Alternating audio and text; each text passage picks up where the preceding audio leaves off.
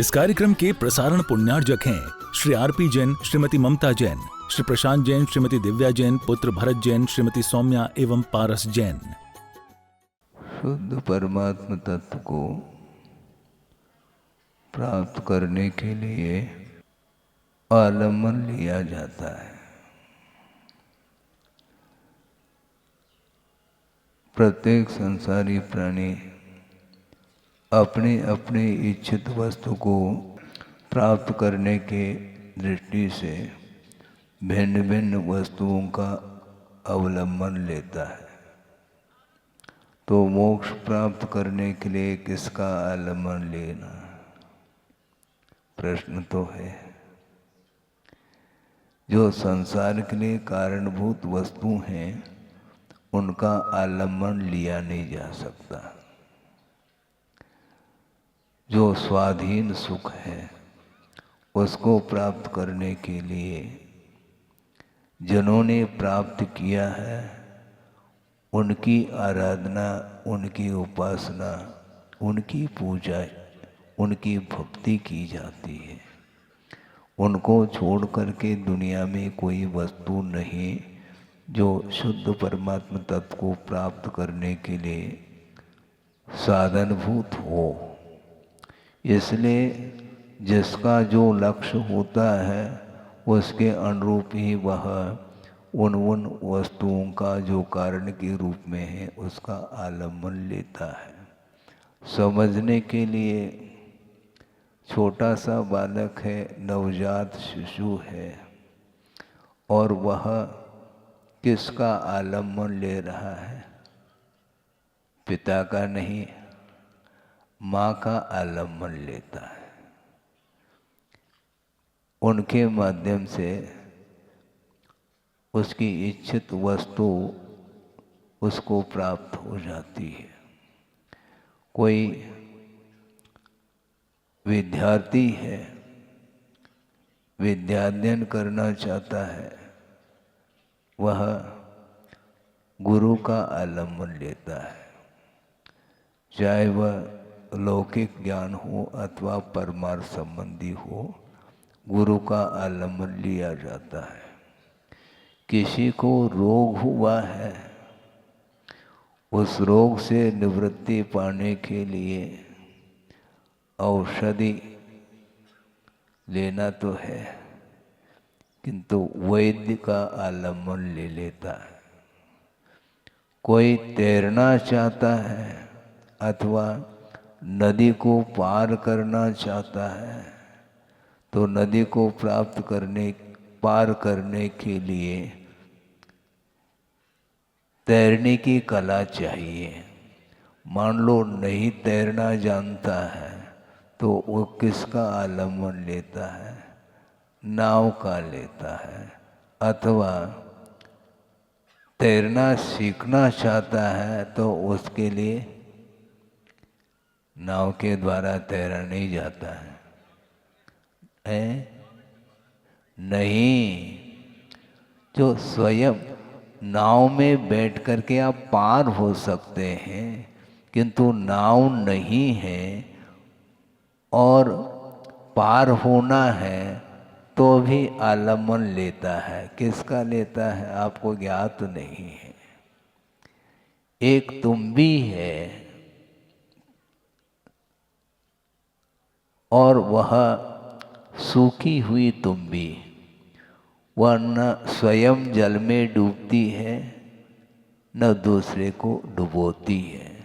तो उसको कमर में बांधा जाता है और नदी में प्रवेश किया जाता है, तो वह पार करने में वह सहयोग प्रदान उसके द्वारा होता है। तो इस प्रकार भिन्न भिन्न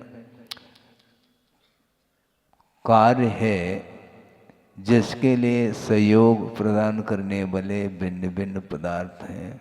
तो आप भव समुद्र से पार करना चाहते हैं तो उसके लिए किसका आलम्बन लेना, किसकी शरण जाना, यह महत्वपूर्ण विषय है। संसारी प्राणी चाहता तो मोक्ष, किंतु आलम्बन किसका लेता है? वो पंच परमेष्टि का ही आलम्बन लेना चाहिए,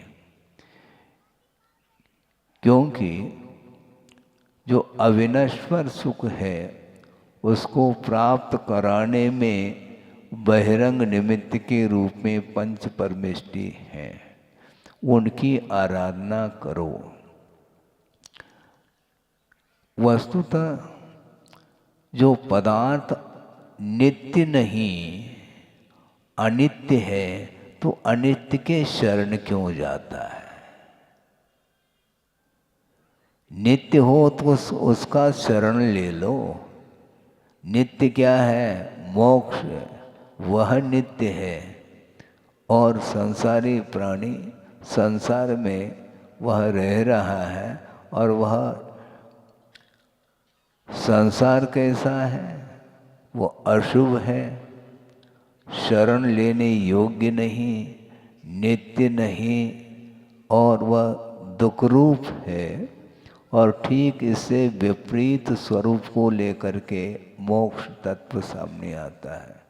तो जिसको प्राप्त करना है तो उसके योग्य साधनों का आलम्बन लेना ही हमें श्रेयस्कर है।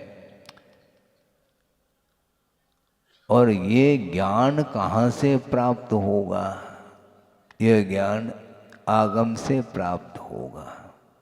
आगम को पढ़िएगा आप, और आगम को समझने की क्षमता भी आपके भीतर है, योग्यता आपके अंदर है, क्योंकि विचार विमर्श करने की क्षमता मन में है, और सारे सारे आप समनस्क हैं, संगी हैं।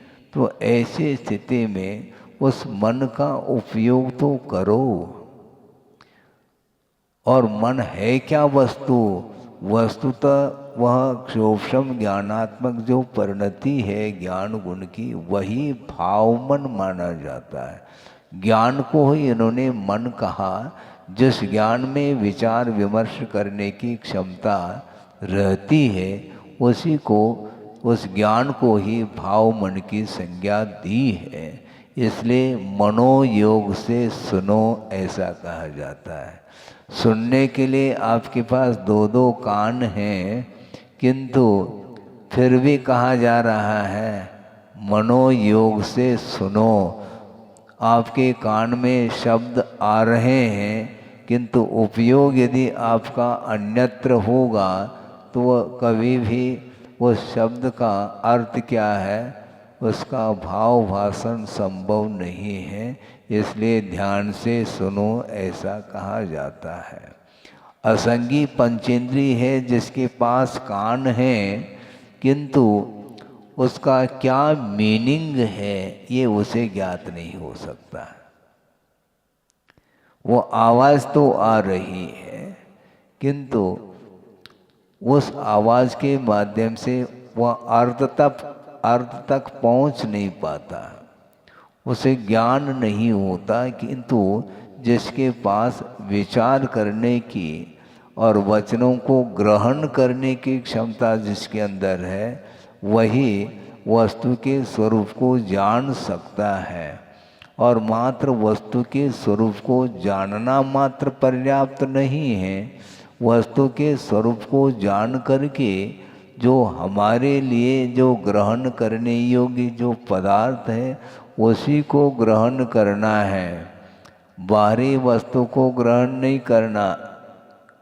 फिर क्या करना महाराज?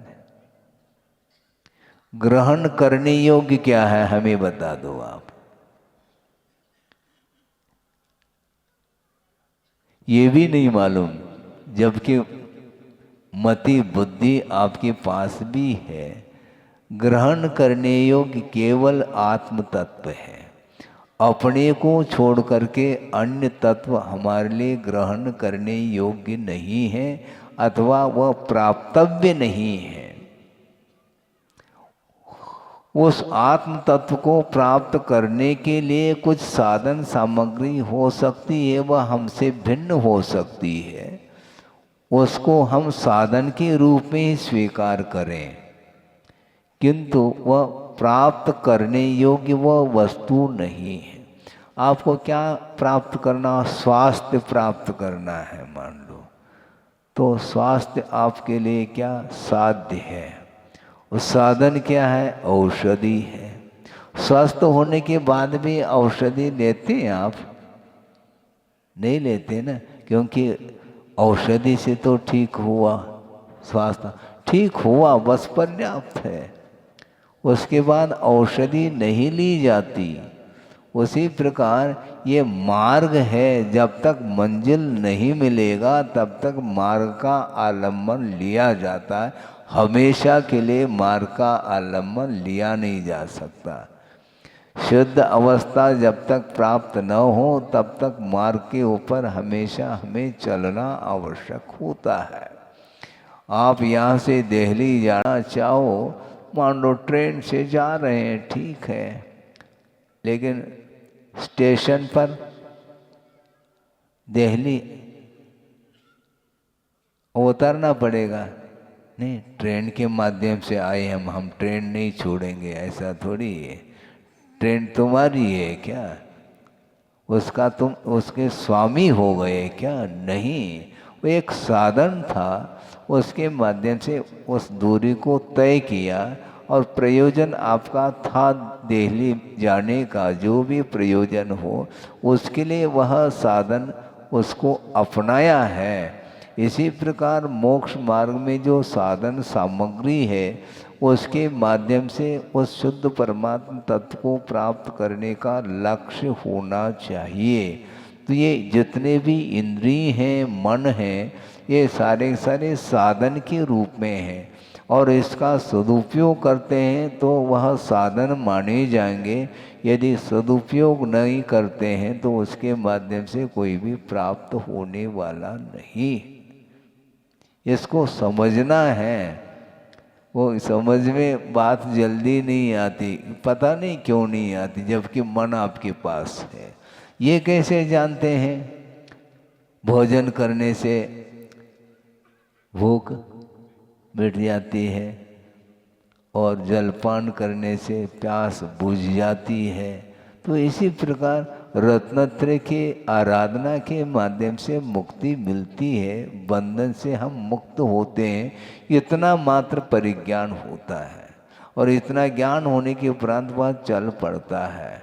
जो है अर्थात छोड़ने योग्य जो पदार्थ है उसको छोड़ करके, क्योंकि वह हमारे लिए कारण नहीं है, वह साधन नहीं है, बल्कि लक्ष्य तक पहुंचने के लिए व्यवधान उपस्थित करने वाली वह सामग्री है। इसलिए वो छोड़ने योग्य है।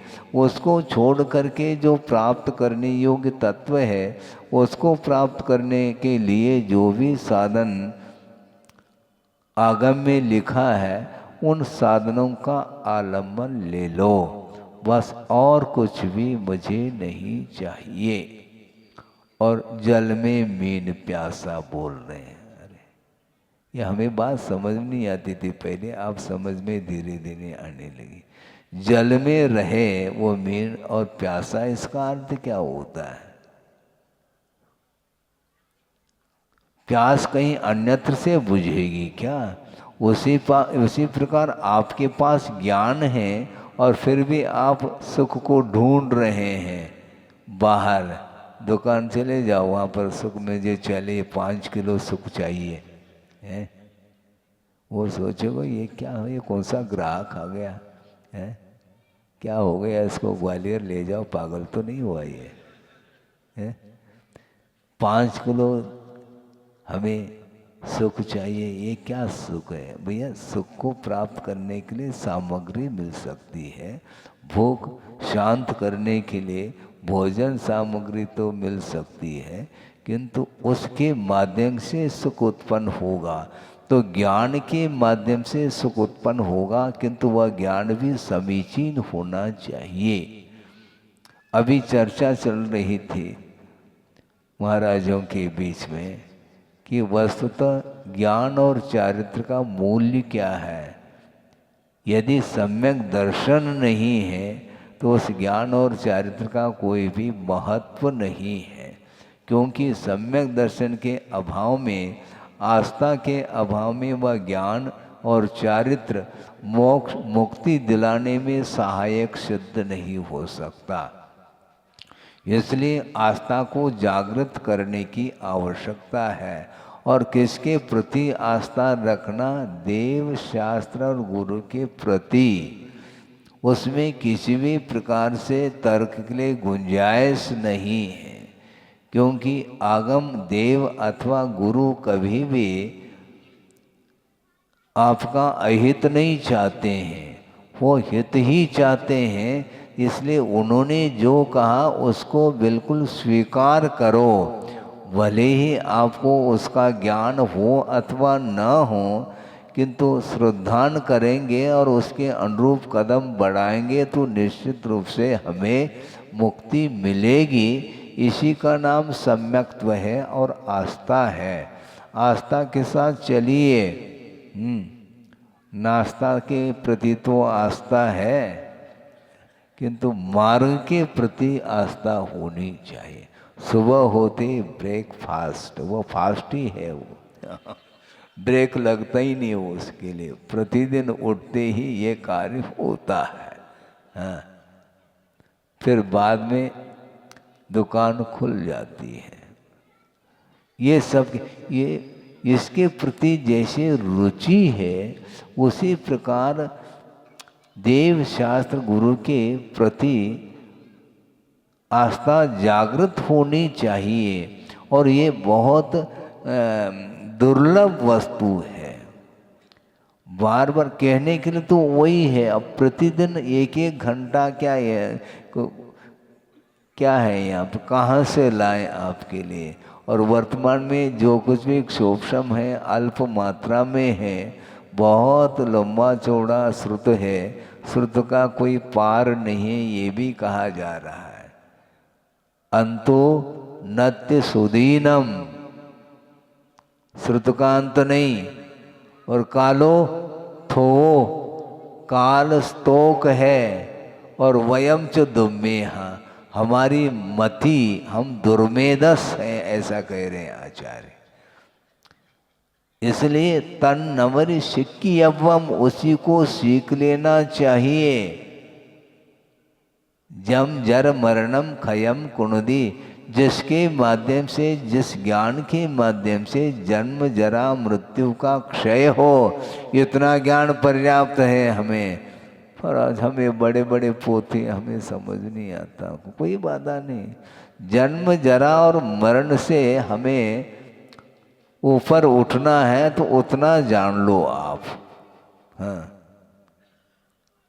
उतना ही जाना, क्योंकि कालो थो कहा। काल स्तोक है, सागरोपम आयु नहीं, पल्योपम आयु नहीं, पूर्व कोटि की आयु नहीं। बड़े मुश्किल से 70, 75, 80 तक पहुंच गए। उसके बाद फिर भी 80 साल का होने के बाद भी अभी भी लस्सी पी रहा है वो। समस्या ये जा रही है।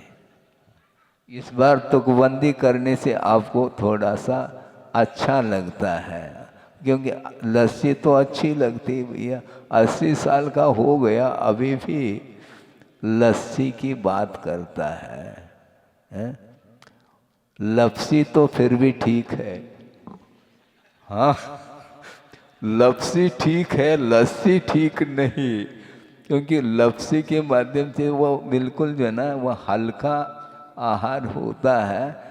रोटी और जितने भी सॉलिड जो भोजन है उसको छोड़ो, और माड़ जिसको बोलते हैं, लपसी, ओरिया, वही ठीक है।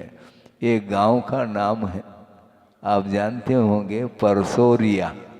ओरिया परसो नहीं, हाँ ऐसे नाम होते हैं। तो ओरिया भी बहुत पाचक है, वो हल्का है, उससे गर्मी भी शांत होती है और अपने लिए डाइजेस्ट भी होता है। तो इस प्रकार जो है ना, यही ठीक है, लस्सी ठीक नहीं। हाँ, आइसक्रीम, ये क्रीम ठीक नहीं, क्रीम भी ठीक नहीं, आइसक्रीम भी ठीक नहीं। क्रीम पाउडर जिसको बोलते हैं वो भी ठीक नहीं, और आइसक्रीम भी, 2 प्रकार की क्रीम हो गए।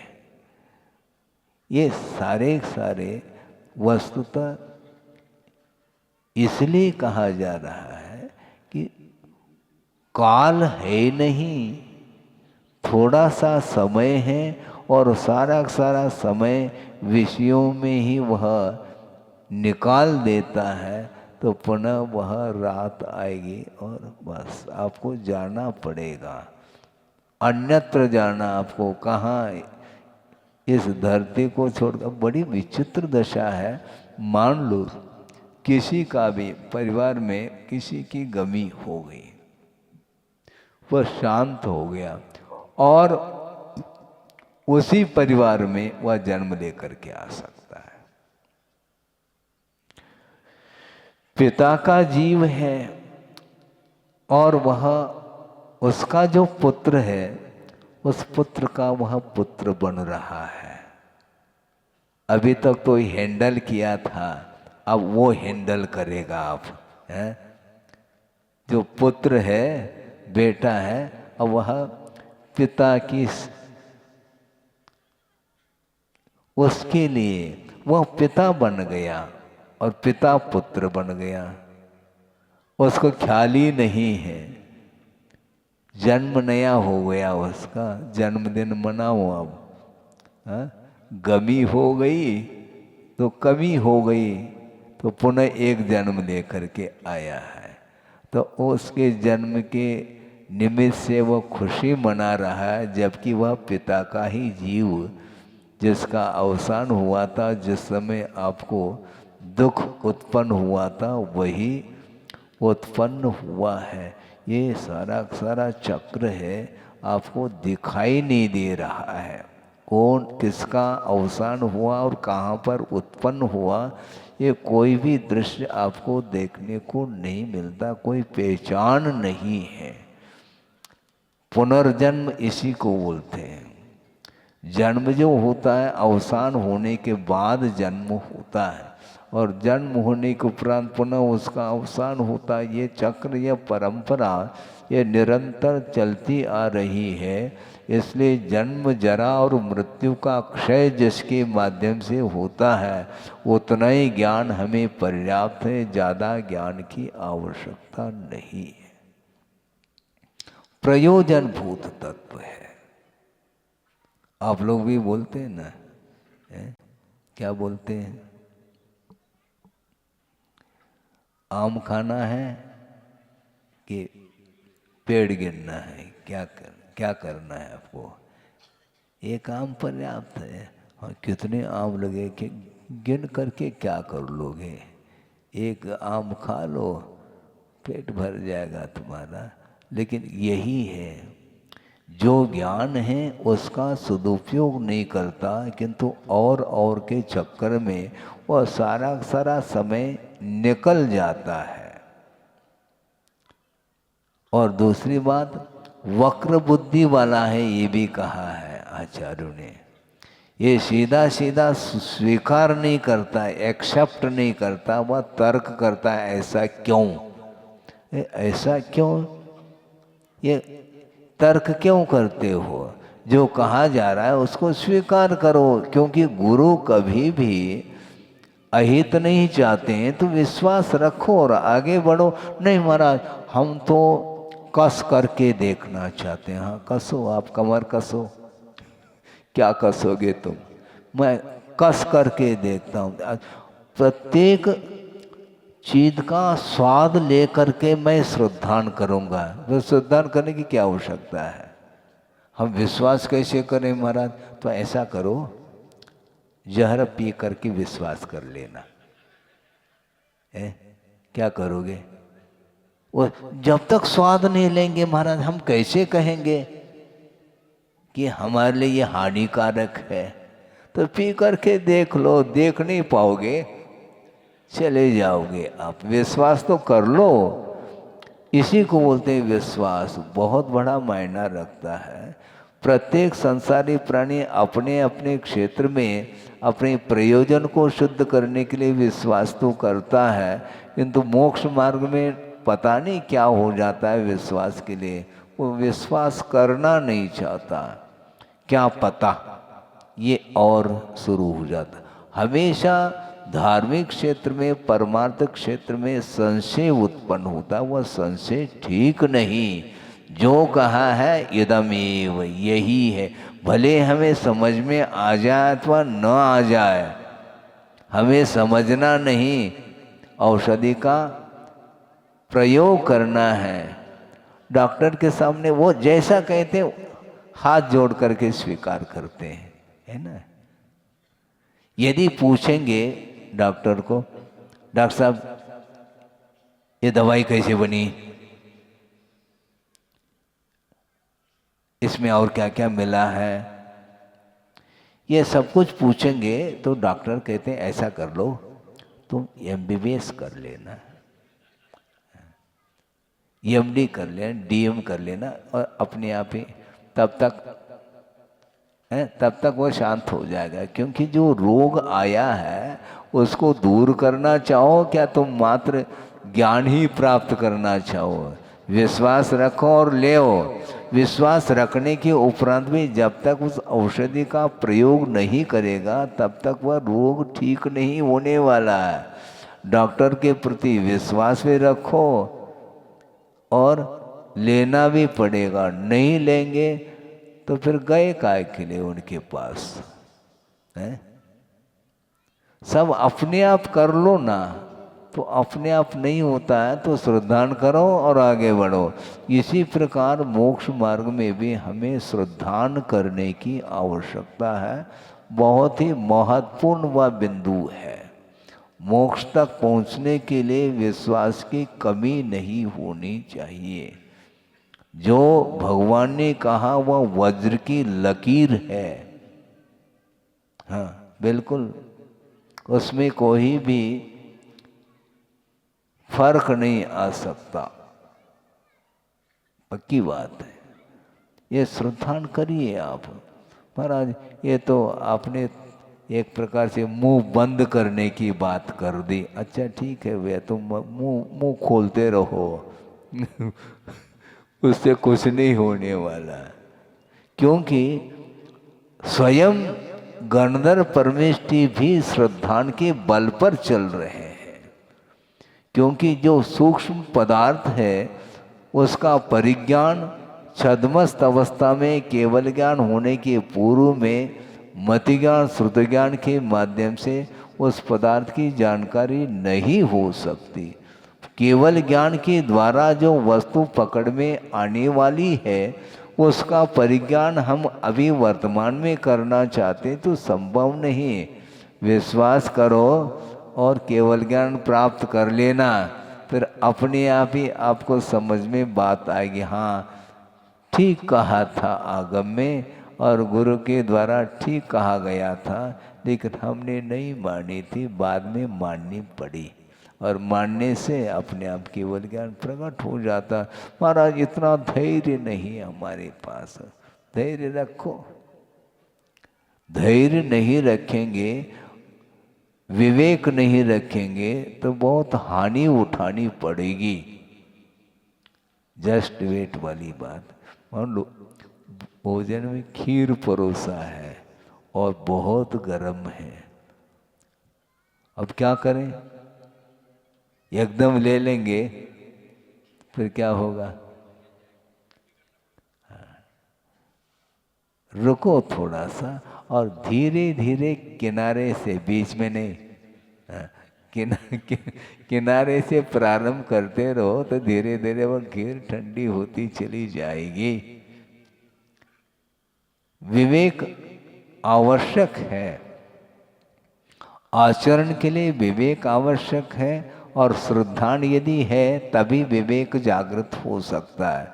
और श्रद्धान यदि नहीं रखते हैं तो कभी भी ज्ञान में समीचीनता नहीं आएगी, तो हमारा मोक्ष मार्ग वह नहीं बन पाता। हालांकि संसार मार्ग में भी ये तीनों काम करते हैं, दर्शन, ज्ञान और चारित्र, किंतु वह मिथ्या दर्शन, मिथ्या ज्ञान और मिथ्या चारित्र है जिसके माध्यम से विपरीतता आती है। समीचीन बोध होना चाहिए, नहीं है तो निश्चित रूप से वो उन्मार्ग पर ही वह चलेगा। ज्ञान तो है उसके पास किंतु सम्यक ज्ञान नहीं है, समीचीन ज्ञान नहीं है। धर्म तो है किंतु वह समीचीन नहीं। इसलिए समंतभद्र स्वामी ने स्पष्ट ही कर दिया, समीचीनम धर्मम अहम देशयामि। मैं समीचीन धर्म का कथन करता हूँ, प्रतिपादन करता हूँ, जो कि कर्म के विनाशक है। वो कर्म को नष्ट करने वाला वो धर्म है और उसके माध्यम से उत्तम सुख की प्राप्ति होती है। ऐसे धर्म का मैं व्याख्यान करता हूँ, ऐसा स्वयं कह रहे हैं।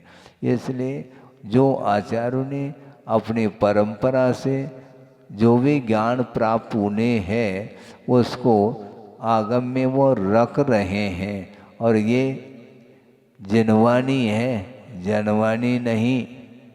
जिनेंद्र भगवान के द्वारा ये कहा हुआ है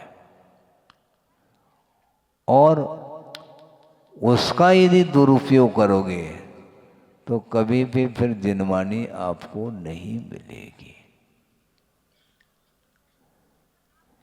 एक मराठी की कहावत आपके सामने रखूं, समय आपका हो रहा है, वो तो होगा, दिन होगा तो रात तो आने वाली है, उसमें क्या दिक्कत है। एक दिन आध पौन घंटा प्रतिदिन ये आगम के माध्यम से आप सुन रहे हैं कि एक मराठी की कहावत हमें स्मरण में आ रही है। वो ये है, ऐकावे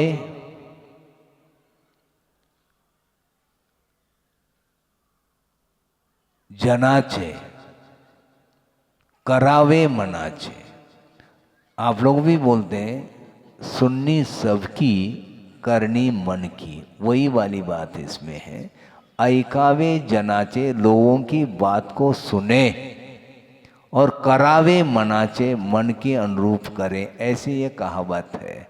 किंतु इसको थोड़ा सा और परिवर्तित करने का हमने प्रयास किया परमार्थ की दृष्टि से कि ये जो पंक्ति है इससे थोड़ा सा हट करके इसमें क्या कहा, लोगों की बात सुने और मन के अनुरूप करें। अब हम ये कहना चाहते मन के अनुरूप नहीं करना, क्या करना फिर, ऐकावे मनाचे, मन की बात सुनो, करावे जनाचे, जिनेंद्र भगवान के अनुरूप करो, ये कहा जा रहा है। मन के अनुरूप नहीं करना, मन से करो किंतु मन के अनुरूप नहीं, जिनेंद्र भगवान के वचनों के अनुरूप अपने को आचरण करना है। जनवानी नहीं, जिनवानी है। इसलिए जिनेंद्र भगवान के द्वारा कहा हुआ जो वचन है वही वचन यह संसार से पार लगाने में सक्षम है, ये स्पष्ट लिखा हुआ है। इसलिए आप थोड़ा थोड़ा अध्ययन करिएगा। पूरा जटिल विषय मान लो आपके लिए ग्राह्य नहीं होता है, कोई बाधा नहीं। छड़ाला भी पर्याप्त है, 4 ढाल है। ढाल सुरक्षा के काम में आता है ना, तो 6 ढाल है। आप करना क्या चाहते, ढाल का प्रकरण भी होता है। तो 6 ढाला में प्रत्येक ढाल में भिन्न भिन्न विषय दिए हैं, तो उसको आप धीरे धीरे, क्योंकि हिंदी तो जानते हैं आप, है अंग्रेजी तो है ही नहीं, वो हिंदी में है और उसका व्याख्यान भी है, अर्थ भावार्थ आदि दिया है, उसको आप पढ़िए और परिवार के लिए भी पढ़ाइए आप। हाँ, विद्वान बन जाएंगे, खाली विद्वान नहीं बनना है। अभी तो वित्तवान है आप, वित्त अर्थात धन है, धनवान है, किंतु विद्वान बनो। लेकिन वह विद्वान वह कहलाता है, सम्यक ज्ञान जिसके पास है वही विद्वत्ता है। बाकी सारे विद्वत्ता वो काम में नहीं आती है। इसलिए संक्षेप में ये कहना चाहते हैं कि जो नश्वर पदार्थ है उसके शरण में हमें नहीं जाना है। जो प्रति समय पदार्थ मिट रहा है उसको पकड़ने का भाव ये अज्ञान भाव माना जाता है। समुद्र में लहरें उत्पन्न हो रही है, पकड़ो उसको। मान लो छोटा सा बालक पकड़ता है तो आप उसके उस कृत्य को लेकर के आप हंस जाते हैं, ये देखो ये इसको ज्ञात ही नहीं है कि लहर है और ये पकड़ना, क्योंकि वो अच्छी लग रही है, वो लहर पकड़ना चाहते हो, पकड़ में नहीं है। उसी प्रकार ये पर्याय कभी भी पकड़ में आने वाली नहीं है, प्रति समय यह पर्याय मिटती चली जा रही है। इस कार्यक्रम के प्रसारण पुण्यार्जक हैं श्री आरपी जैन, श्रीमती ममता जैन, श्री प्रशांत जैन, श्रीमती दिव्या जैन, पुत्र भरत जैन, श्रीमती सौम्या एवं पारस जैन।